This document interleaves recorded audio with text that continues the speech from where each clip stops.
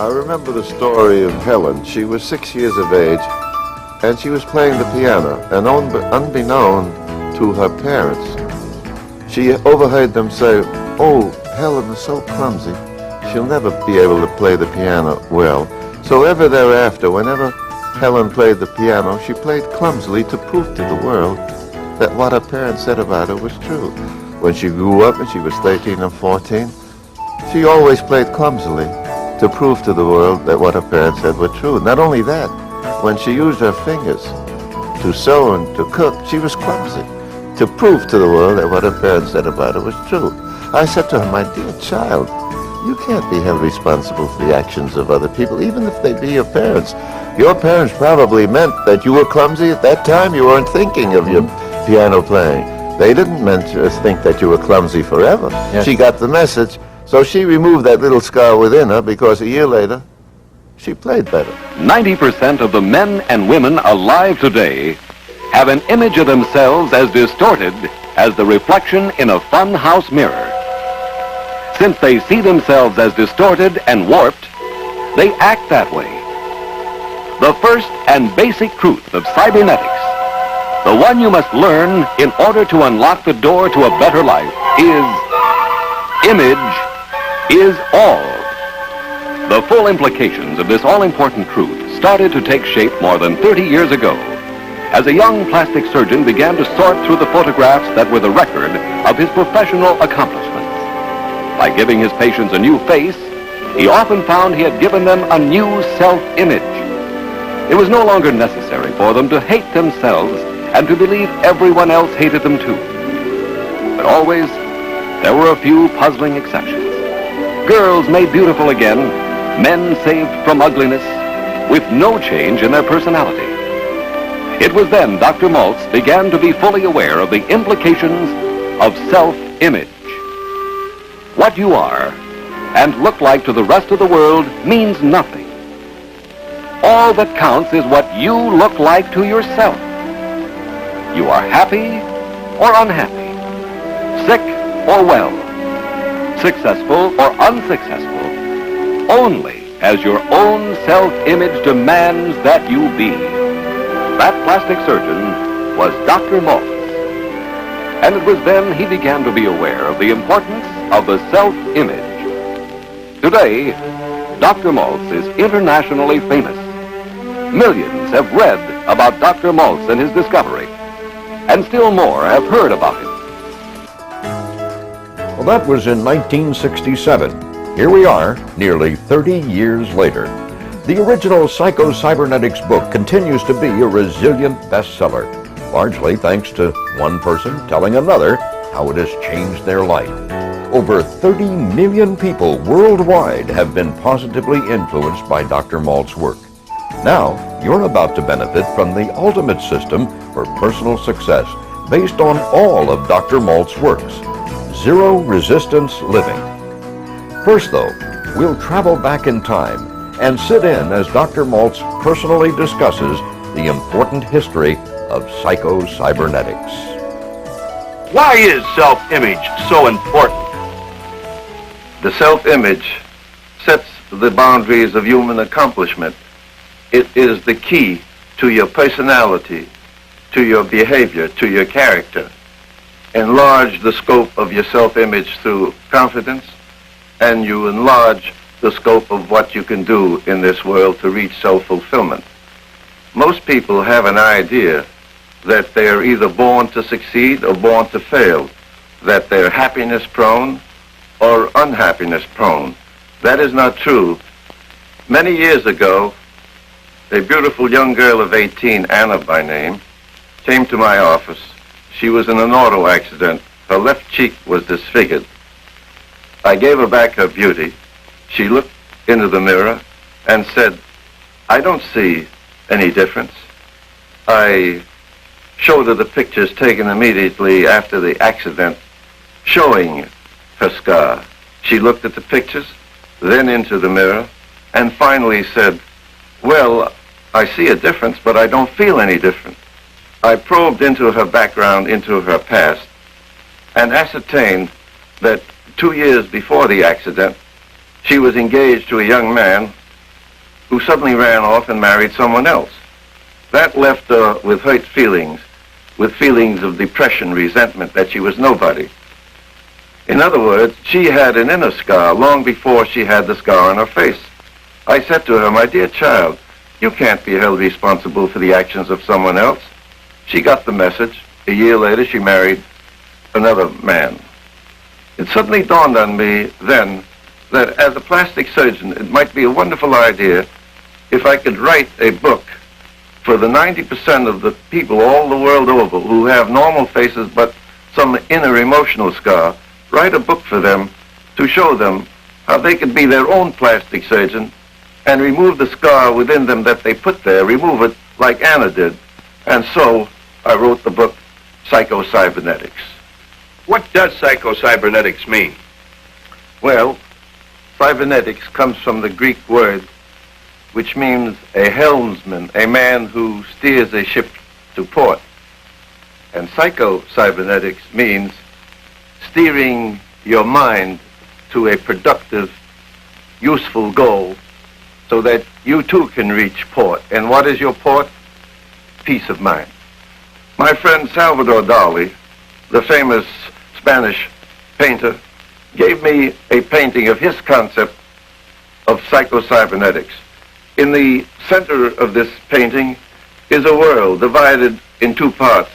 The left is a world in shadow from frustration. Here you have man's image shrunk into the size of a small potato, moving away from reality, from the world, towards the black angel of destruction. Below you see a ship without any sails, about to capsize in the rough seas of frustration. The other half of man's inner world is a world of sunlight through confidence. Here man's image is 10 feet tall, and he's walking towards the sun. A swallow is flying toward the sun. Below, you see a ship in calm waters about to reach port. And what is this port? Peace of mind. And so we, as individuals, must realize that we have two worlds within us. A world in shadow from frustration and a world in sunlight from confidence. And we can easily learn to walk away from this shadowed world of frustration into the dawn of a new world through confidence. Therefore, the first fundamentally important lesson of Psycho-Cybernetics is that you have a self-image and that you can change your self-image. I've heard that people are going to be the way they always are going to be by the time they're in grade school. How can older people change? Age doesn't mean anything, because at any age, if you learn that negative feelings make your image shrink to the size of a small potato, and if you learn to turn your back on the failures of the past and concentrate on the confidence of yesterday and use that confidence today, now, N-O-W, in your present undertaking, you will learn how to succeed in life. There are 11 other lessons or steps, and the second one is that you have a success mechanism within you, a self-servo mechanism that will steer your mind to a productive goal if you will let it. For example, when I want to pick up this pen, I pick it up successfully without effort. But as a child, I zigzagged many, many times before I knew how to do it successfully. I forgot the failures, and as a child, I just remembered the past successes and use it now as an adult. In the same way, you could learn to pick up success and happiness by forgetting your past.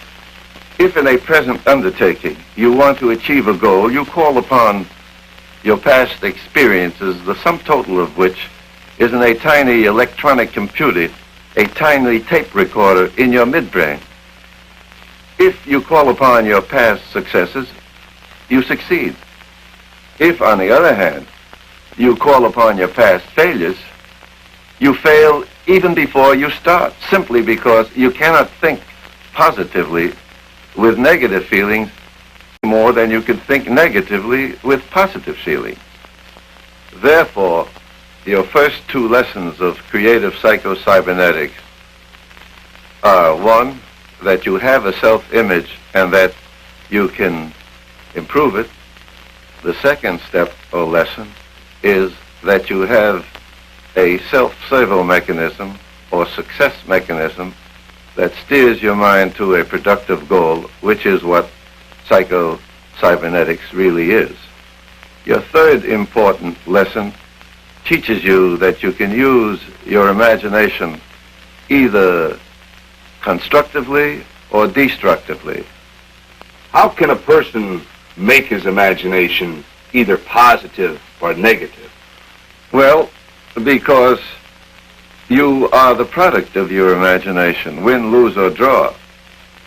If a boy at school thinks he's stupid because he was told he was stupid, he will act and prove to the world that he is stupid. If a salesman who has failed in one undertaking feels that he's a failure, he will always act as a failure to prove to the world he's a failure. When people who are in a habit of shortchanging themselves realize the potential within them, that they can rise to their full stature of self-respect as somebody, the results are fantastic.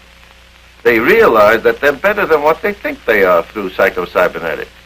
The whole secret of reaching self-fulfillment and self-respect and success as a human being by remembering, and remembering only this, that is the opinion of yourself that counts. If you think well of yourself because of some accomplishment and have that confidence which brings a smile to your self-image, you will succeed. On the other hand, if you think in negative terms because of some frustration, believing that you are a failure because of that one error, you will fail unless you change your self-image like Anna did. Can a person do this by themselves, or do they need some sort of help? They can do that absolutely by themselves if they realize that most people shortchange themselves. They think because they fail, they're a failure. A mistake doesn't make a failure. The business of living is to rise above a mistake. That's what success is, not just being successful. The whole business of success is the capacity to rise above a blunder, a failure. And that's how you do it, by using your imagination constructively. The fourth lesson of psycho-cybernetics teaches you not only to think creatively, but act creatively.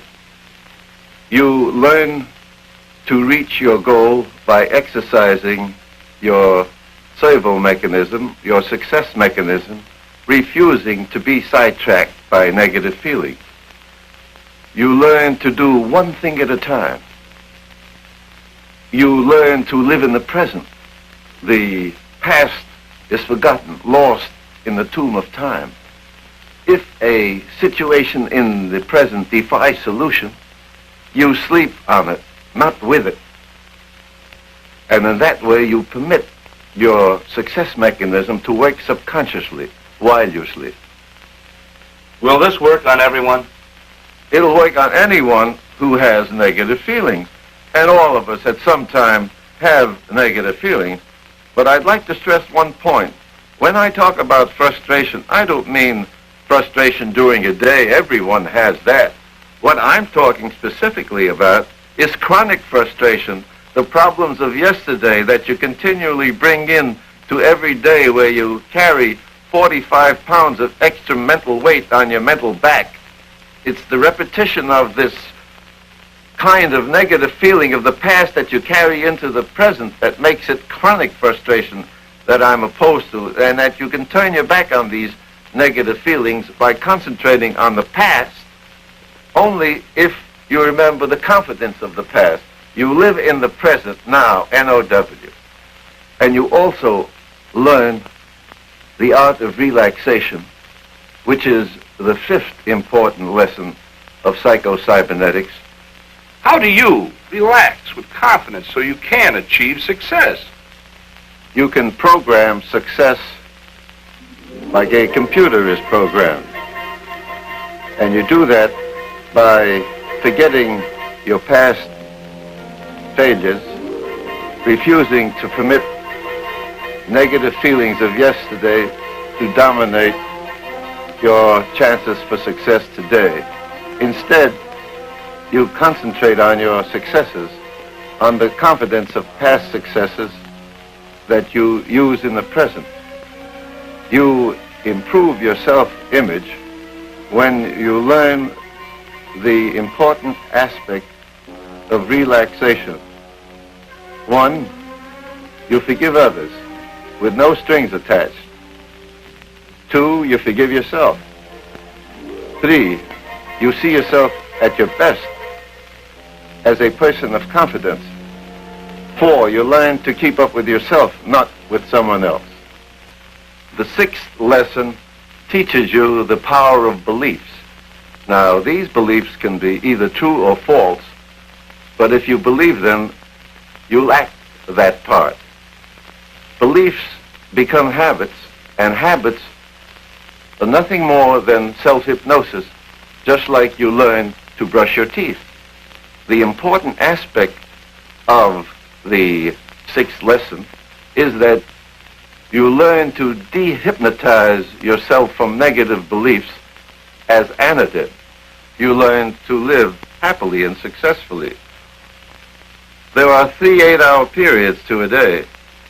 8 hours for work, 8 hours for relaxation, and 8 hours for sleep. And those 8-hour periods, those middle 8-hour periods, are very vital to you. You are a king or a queen during those 8 hours. Who asked you to bring the troubles of your office into your home? Who asked you to bring the troubles of your home into your office? During those middle 8-hour periods, you learn to improve your self-image by concentrating on your success, and you make your image grow as tall as you want it to be. Which brings us to the 7th lesson, the quest for happiness. Believe it or not, happiness is a habit. You mean unhappiness is a habit, too? It's just as much a habit as happiness, and it's just as easy to be happy as unhappy.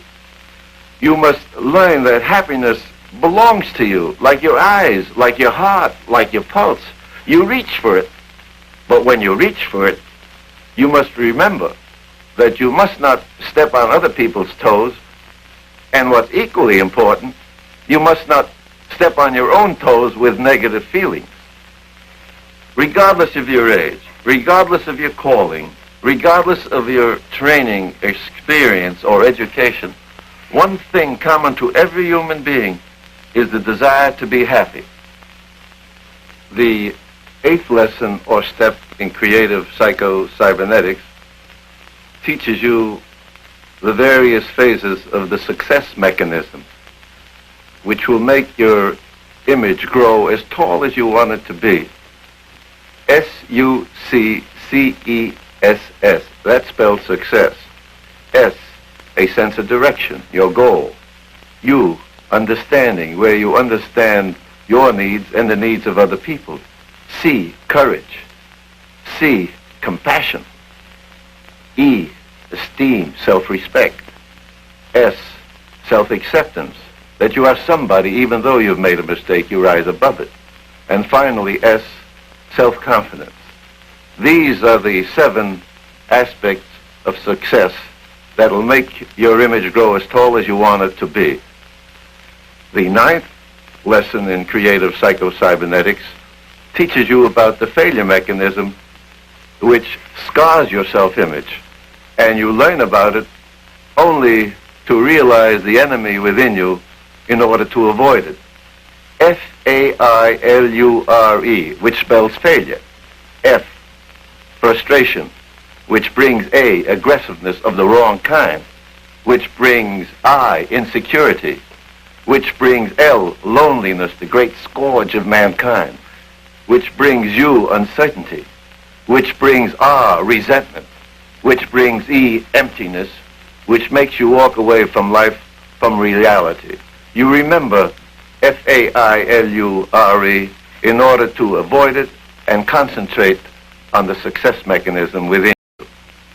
The 10th lesson in creative psycho-cybernetics teaches you how to be your own plastic surgeon, where you learn to remove the emotional scar within you that you put there yourself. You learn to be your own plastic surgeon by remembering to be too big to be threatened, by remembering to be self-reliant, and by remembering to relax. The 11th lesson in creative psycho-cybernetics teaches you how to stand up under stress, how to change a crisis into an opportunity. You mean, Doctor, by positively approaching a stress, one can overcome this stress? Yes, by not only positively thinking about it, but doing something creatively about it. You learn how to stand up under stress when you learn to practice without pressure, like money players in sports. You tackle a problem realistically by exercising your servo mechanism, your success mechanism within you that will steer your mind to a productive goal. The 12th and final lesson of creative psycho-cybernetics teaches you that you can be a winner just as easily as you can be a loser. You can change your luck deliberately. How? By simply concentrating on these two important points. One, you refuse, absolutely refuse, to let your negative feelings like frustration make your image shrink and shrink and shrink to the size of a microbe. You concentrate on your confidences of the past and use it continually in the present undertaking until it becomes second nature to you. You can use it whenever you want to, and it's like instant confidence. You become a winner when you learn to be yourself by understanding your rights, that you came into this world to succeed and not to fail, by selecting realistic goals to reach fulfillment, by exercising your creative success mechanism to achieve these goals. Now, these are the 12 fundamental points in creative psycho-cybernetics that will teach you to reach self-fulfillment as a human being, to be successful and happy. Dr. Maltz has been lecturing before many audiences throughout the United States. And during his tenure of time, many questions have been asked. A list of those most frequently asked has been compiled. Can you tell me how we can be ourselves? Yes. Regardless of age or career, whether you're a student or a teacher, a doctor or nurse, a lawyer or secretary, a salesman or a manager, the important thing to realize is that you can't be a friend to others unless you're a friend to yourself first. You can't be a success with others unless you're a success with yourself first. You can't have the love of other people unless you have the love of yourself first. Even though you've made a blunder, you must learn to rise above it. It means hard work, but it's the greatest adventure in your whole life, something worth fighting for. You program yourself for countless goals, and when you reach one goal, the business of creative living is to reach for another. How does this differ from positive thinking? That's a very good question. Now, positive thinking says what it means. Think positively.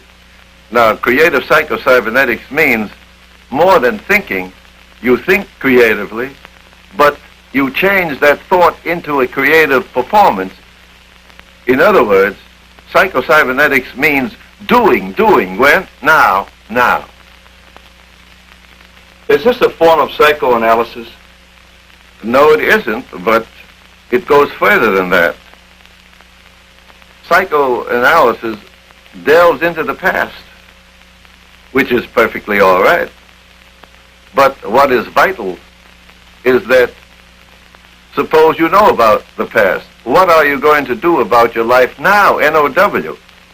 And creative psycho-cybernetics means living creatively now, regardless of what the past is. Dr. Maltz's remarkable insight into human behavior and performance improvement spread through all sports, corporate America, and the professions. Today, thousands are rediscovering the power of psycho-cybernetics, and thousands more are discovering these ideas for the first time.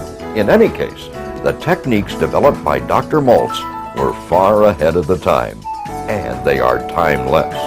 Maybe even more important and valuable today than ever before. Let's take a look at some of these key ideas. One of my problems in playing the trumpet, as well as other areas of my life, is I can rehearse something over and over again, but the minute I get in a tense situation or get in public or have a solo or an exposed part, I make a mistake. Well, as I begin to listen to the tapes and put into practice the ideas in that, I discovered that wasn't the real me that was making the mistakes. And as soon as I discovered who I really was and was able to put to work the exercises, the relaxation, then when I came to those scary spots in public and I began to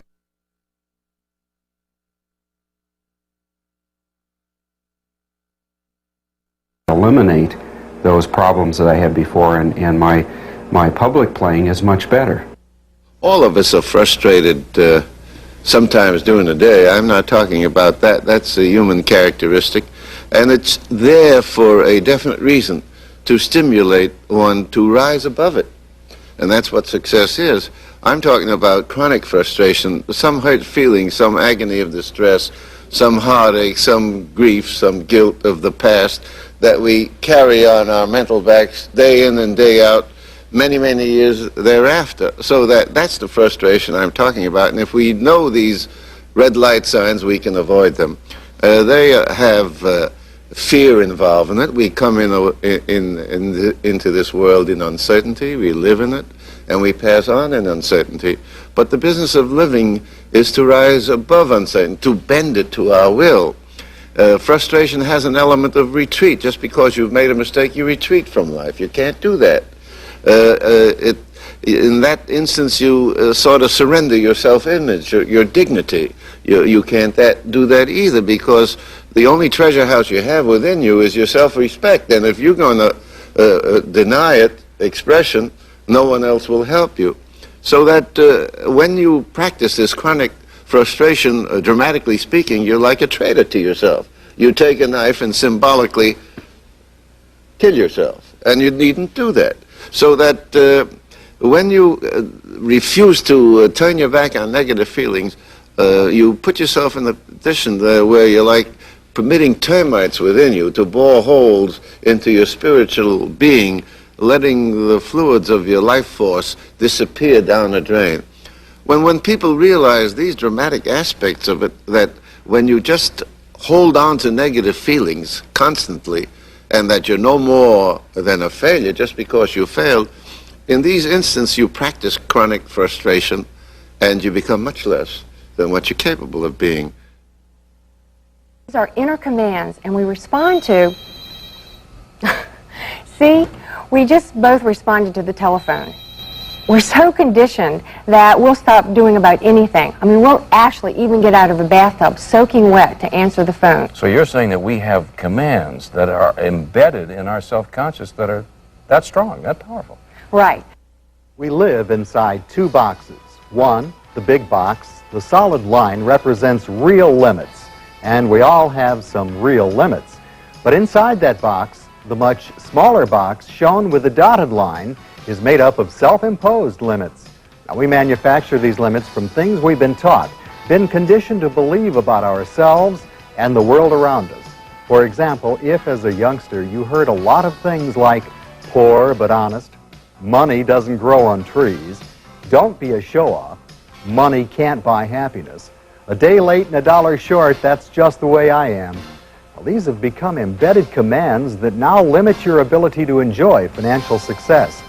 But did these ideas come from people qualified to teach you about financial success? Echolalia is a medical term for the repetition of words and phrases picked up from others until they become beliefs. These inner limitations reset your thermostats and restrict your ability to learn, to enjoy health, to relax, to handle stress, even to love. Psycho-Cybernetics gives you many skills for resetting your thermostats and expanding your abilities. These skills make things that are now difficult for you remarkably easy. Lee, how does the automatic success mechanism work? Well, if you'll get on this bicycle, I'll show you. I was afraid of that. Okay, now I'd like for you to put your feet up on the pedals, but don't move forward. Oh, obviously a bicycle was not meant just to sit on, was it? That's exactly right. That bicycle was designed to work best when it and its rider are moving forward. Then what is the point? We human beings were also designed to work best when we are moving forward towards goals that are interesting and meaningful to us. We are natural goal-seeking mechanisms. We feel best, we're healthiest, we enjoy life most, and we get along with others best when we are progressing towards goals. I buy that. I'm at my best when I'm working towards a goal, but then why don't more people actually set goals and achieve their goals? Many people sabotage their goal-seeking mechanism with doubts, worry, frustration, confusion, and insecurity. Some people are boxed in by their past programming and embedded commands. When they try to use goals, they don't get good results because of all that interference. So Psycho-Cybernetics can actually get rid of all of the interference that we have in our lives. That's right. Dr. Maltz used the principles of missile navigation technology to develop skills that lock people in on their goals, totally insulated from negative interference.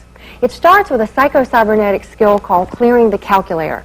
Before you can use this calculator to solve new problems, you have to hit the clear button and clear it of old data and old problems. When Dr. Maltz talks about emotional surgery, he's clearing out all the old negative data and interference so that the automatic success mechanism is free to work. That's exactly right. Let's look at another one of these skills. Okay, this one is called rehearsal in the theater of your mind. Watch the monitor and we'll see how it works. Famous champion golfer Ben Hogan told Time magazine that he made each golf shot in his imagination, not just visualizing it, but actually feeling it, experiencing it before making the shot. Ben said this gave him perfect muscle memory. Synthetic successful experience leads to actual successful experience. Through rehearsal in the theater of your mind, you can build up success reflexes and automatic success behaviors. Here's how this works in everyday life. I first got a copy of Psycho-Cybernetics about 10 years ago when I was training heavily for the Olympics. And I especially enjoyed the theater of your mind concept. Visualizing something in the theater of your mind and seeing it happen right before your eyes, even though it hasn't happened yet. And that worked with me in my training, and the achievements I've made, I think I can attribute a lot of them to the visualization techniques that I was able to use. And now with Liberty Financial, we founded it in 1986. The company is currently growing at 15% a month, and I'm just constantly visualizing, and I'm constantly achieving as a result of the visualization. And I think anybody who gets a hold of this course is going to find the same results I did. Every day, or every evening actually, before the next day comes about when I'm going to do a surgery, I will go over that surgery in my mind. The other way it works is, of course, when you have to do something new and it becomes stressful that perhaps you're not up for that task. We've recently designed a new joint for a thumb, and I remember the first time we did it. It was a very stressful situation. But by realizing previous successes, previous things that we had done in surgery or in dealing with patients, it made it that much easier because you go in with a sense of confidence. It happens that Salvador Dali, a very dear friend of mine, this famous Spanish painter, gave me a painting of his concept of psycho-cybernetics. He had a world in it, and one half of the world was in shadow from frustration, where man's image has shrunken to the size of a small potato. The other half is in sunlight from confidence. And there man's image is 10 feet tall, and he's walking towards the sun. What is he trying to say? That's the whole essence of psycho-cybernetics. We're a composite, a combination of heartaches and happiness, of misfortunes and good luck. And we must realize that frustrations are there for us to rise above it.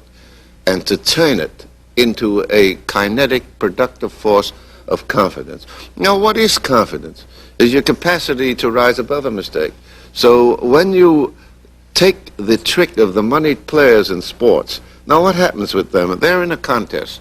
They're out to win. Now suppose they lose. They're not going to carry that loss into the next contest the next day. It reminds me of the time that when Babe Ruth struck out, one reporter said to him, "Babe, what do you think about when you strike out?" He said, "Well, I think of hitting home runs." Now that's the point of living. You don't remember the thousands of times Babe Ruth struck out, but you remember that he was a SWAT king.